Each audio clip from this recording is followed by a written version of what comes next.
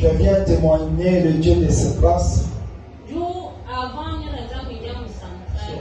Avant que je n'arrive ici, j'entrais dans l'église centrale. C'était le mois de février. Et il y a un moment où j'ai appris, il y a moi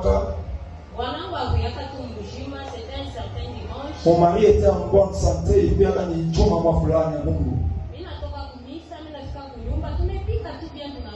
j'ai quitté l'église, je suis arrivé à la maison, j'ai bien préparé, on a mangé. Arrivé à 19h, 20h moins. Et café comme à 19h, 20h moins. Je ne me sens pas bien. J'ai entendu mon mari me disait qu'il ne se sentait pas bien. Je lui ai dit, tu ne te sens pas bien comment? Parce que tu as trop de caprices, toi. C'est comme ça que tu restes de ton côté. Arrivé à 20h, je ne me sens pas bien. À 20h, c'est même chichier bien, mettre un peu de l'eau chaude pour que tu puisses bien soigner la poitrine. Et j'ai mis de l'eau au feu. Déjà, à 20h30,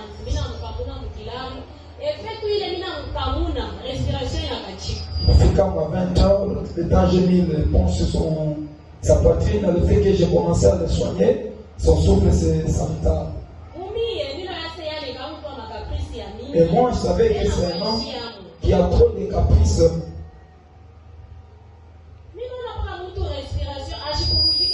Et je commence maintenant à constater que sa respiration ne va pas bien, elle ne respire pas bien. Je commence maintenant à lutter avec la respiration.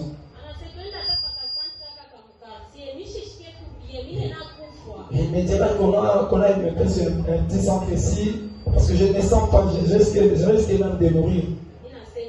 Je lui ai dit non. Ce que tu fais là, qu'on n'aille pas dans un petit centre. Allons à un grand hôpital.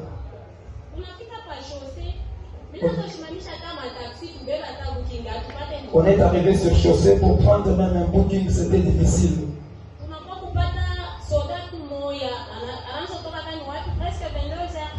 On a trouvé un soldat qui quittait ici où je ne savais pas, c'était vers 22h30. Il nous a pris et il est allé nous déposer à l'hôpital.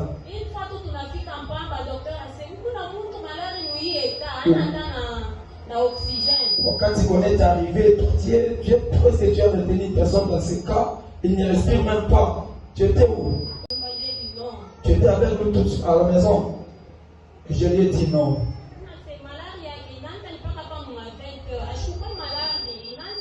Sa maladie s'est manifestée seulement à 20h ici. Tout ce temps, il était en bonne santé. Là, on nous a fait entrer dans la réanimation. Ils ont pris l'oxygène, ils ont placé des sondes.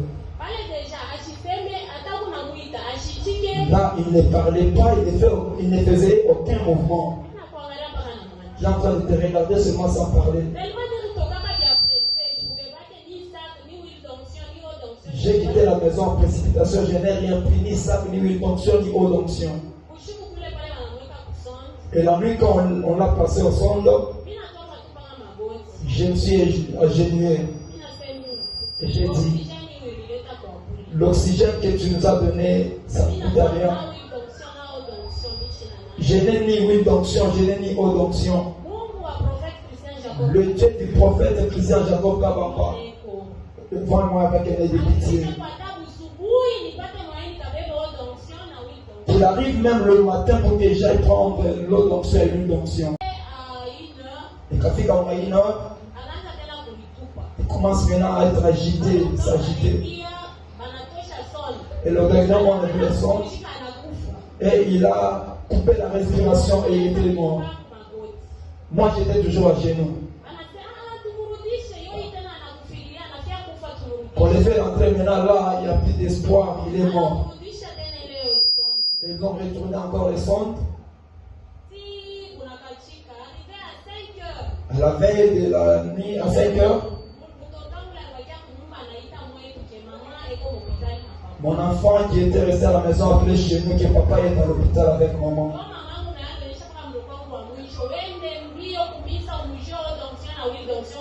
Et ma mère dira à notre cadet, va vite à l'église, achète l'eau d'onction et l'huile d'onction, va vite à l'hôpital.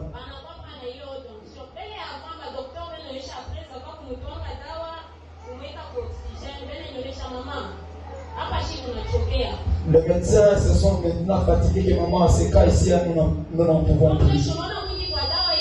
Toi-même, quand même, tu as vu comment est-ce que nous avons pris notre... Et là, mon mari ne parlait pas, il n'ouvrait pas les yeux, il était...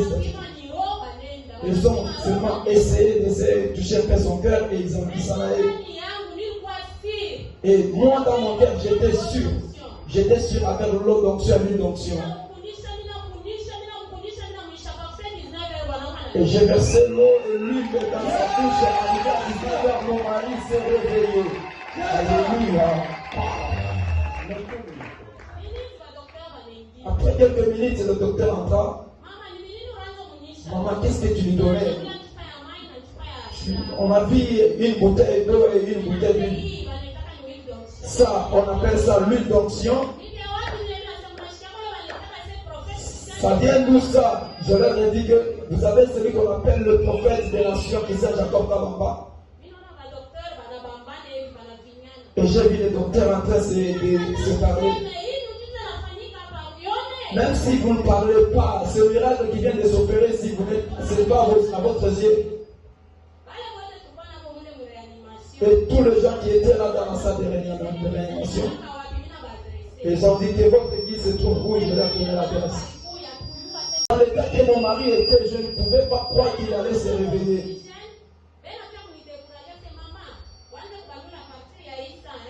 On l'a passé à l'oxygène et il voulait me décourager en disant que tu commences à compter à partir de 7 heures. S'il fait une semaine seulement, tu commences à compter, on te dira les montants. C'est en passant à travers l'huile d'onction et l'eau d'onction, mon mari a fait une journée et demie et il s'est réveillé. Alléluia. Quelqu'un peut parler encore plus fort pour la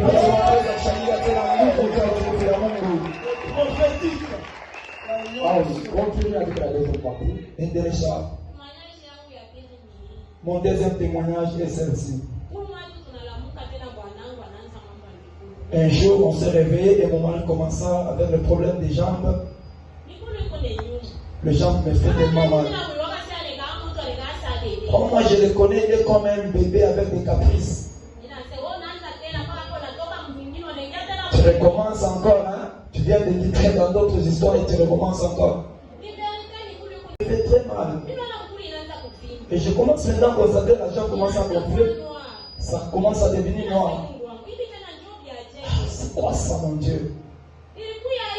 C'était la jambe. Et c'est maintenant la deuxième jambe. Et il ne marchait plus. On était en train d'utiliser l'huile d'onction et l'eau d'onction. Comme nous avions la foi que ça va faire quelque chose, mais il n'y avait plus la solution. C'était lui, maintenant c'est moi, j'ai commencé à sentir aussi la jambe me faisait mal. Comme j'étais en train de se moquer de lui, j'avais eu honte de lui dire mon cas aussi.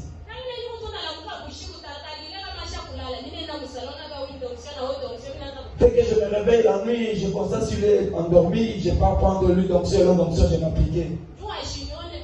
Pour qu'il ne me voyait plus, enfin qu'il ne puisse pas voir ce que je faisais.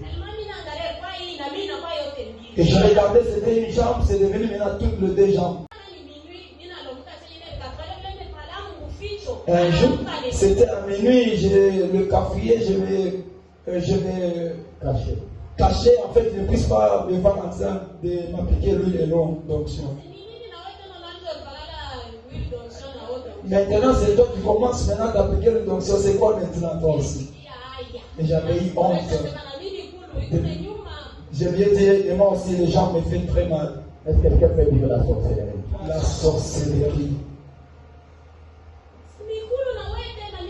Et toi aussi, les gens.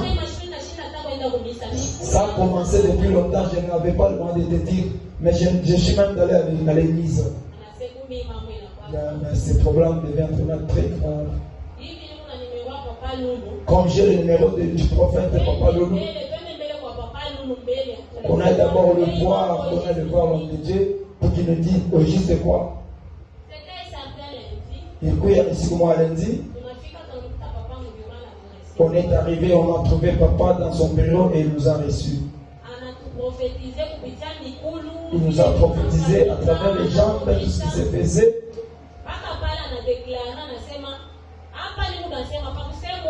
Et là, le prophète déclara, au moment où je suis en train de parler, s'en aller, le monde de ténèbres a un projet qu'on puisse vous couper les jambes, vous rester dans des chaises roulantes.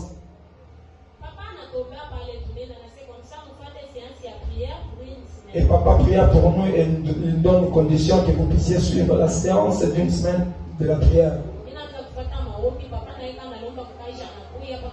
Et j'ai commencé à suivre la prière et mon mari aussi demanda son travail. L'huile d'onction et l'eau d'onction, ce ne sont pas des choses à négliger. Nous étions arrivés à notre hôpital, on est allé le CP et on a dépensé $150.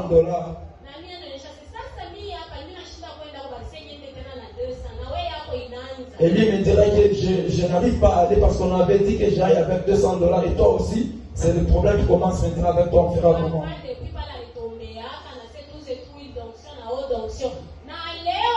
Depuis que le papa a prié pour nous, on a acheté l'huile d'onction et l'eau d'onction. Et juste aujourd'hui, nous ne sentons plus la douleur aux jambes.